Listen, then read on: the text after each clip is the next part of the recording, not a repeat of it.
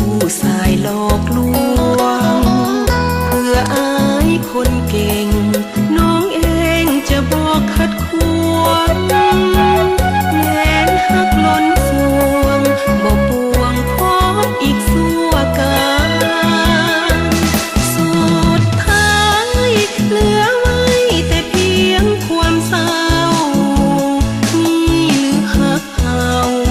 พี่เฝ้าหลอกคอยมานานหากน้องหูว่าอายจะถอนคำสาบาน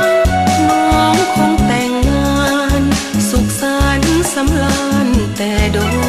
นเจ็บใจแท้หนอบอกขอหักอีกต่อไปแม้จะซ้ำใจเพียงใดน้องก็จะทนจะบอกขอเกี่ยวบ่เลี้ยวสายอื่นอีกคนจะขอทอมตนสู้ทนอยู่เดียวตลอดไป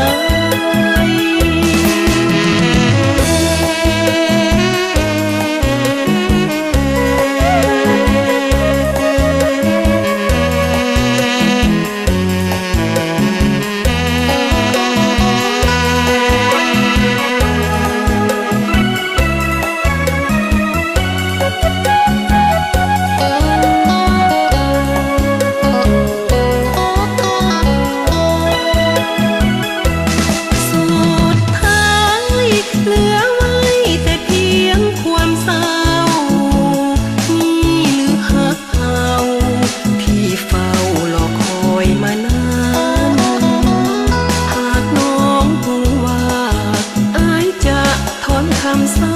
บานน้องคงแต่งงานสุขสันต์สำราญแต่โด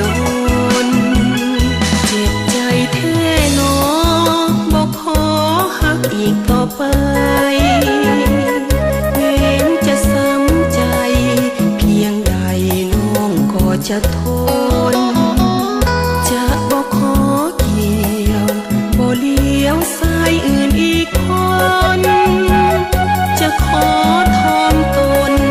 สู้ทนอยู่เดียวตลอดไป